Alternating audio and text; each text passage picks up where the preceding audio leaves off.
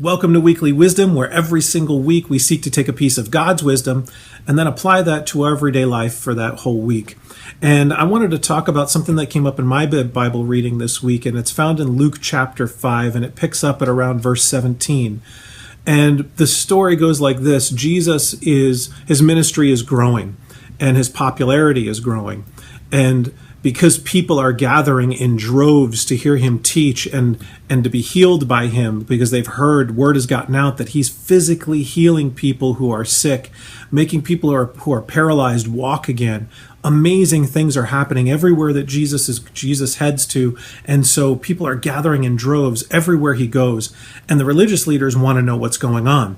So in Luke chapter 5, these religious leaders are gathering from everywhere. They come from all over Galilee, Judea, and Jerusalem, and they gather in this home to hear Jesus speak. And you can imagine this home was packed, and there were probably people outside of this home that just wanted to hear him, see him, and also encounter him personally because they had problems and illnesses they wanted to be healed of.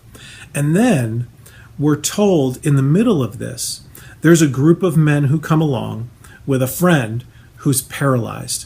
Let's jump into Luke chapter 5 and pick up in verse 18. It says, "Some men came carrying a paralyzed man on a mat and tried to take him into the house to lay him before Jesus." Notice it says they tried to take him into the house, meaning that the crowds are so great and there's so many people packed into this home, they couldn't achieve their goal. They tried. And at that point, some of you, and maybe even me, we'd say, okay, well, we tried and we'd be done. That's not what these guys do. Look at the next verse. "When they could not find a way to do this because of the crowd, they went up on the roof and lowered his mat through the tiles into the middle of the crowd, right in front of Jesus." When they tried, they could not achieve their goal. There was too big of a crowd. Can you imagine? I mean, maybe you've been to a concert or some other public event where you've tried to get in and you couldn't get in because the crowds were so great. Maybe you've tried to go somewhere like Christmas shopping at the mall the week before Christmas when the crowds are crazy and you can't find a parking space.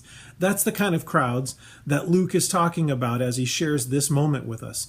The crowds were so great, but these guys, these friends of this paralyzed man, did not let that stop them. And it got me thinking about us. What do we do to try to ensure that people can encounter Jesus, to encounter him personally? These guys, when they saw the crowd and how intense it was, they didn't let that stop him. They didn't let that stop them at all. They said, I can just imagine the conversation. Well, we can't get in. Where are we going to go? Well, maybe we should just give up. I mean, we could try to find him later. No. He's here now. We've got to do it now. Let's try to figure this out. Let's get him up on the roof. Maybe we can find a way in on the roof.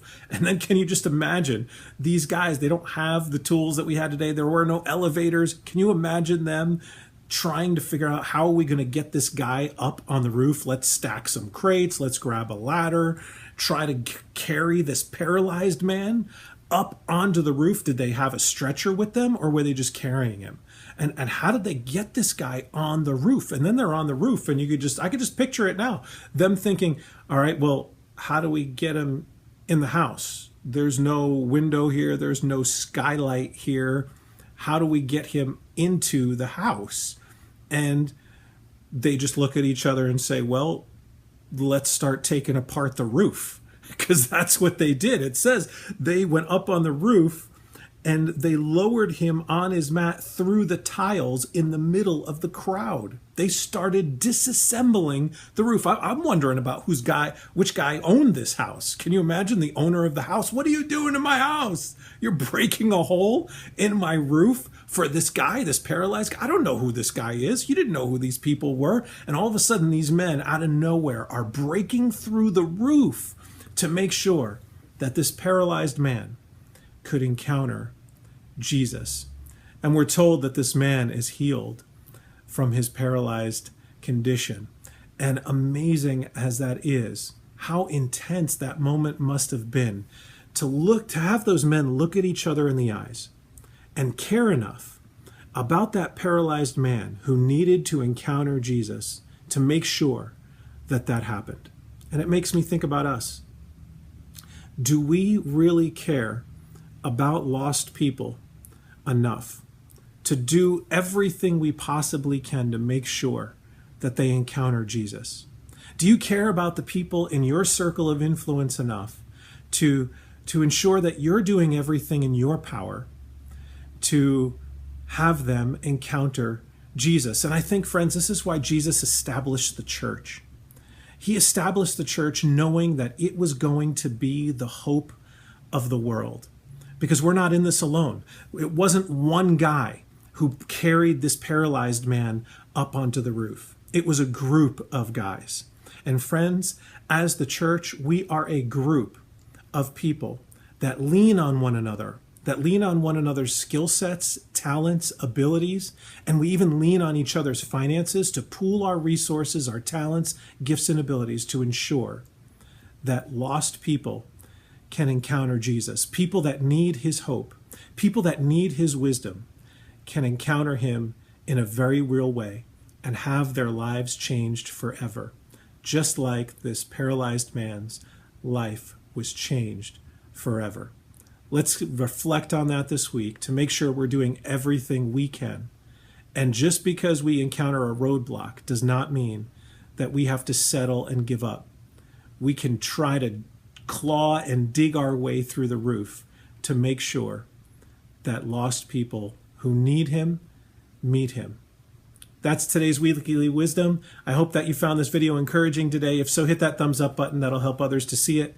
And if you haven't subscribed to our channel yet, consider doing so that you don't miss out on any of the short Bible studies we do here every week. We'll see you next time. Have a great week.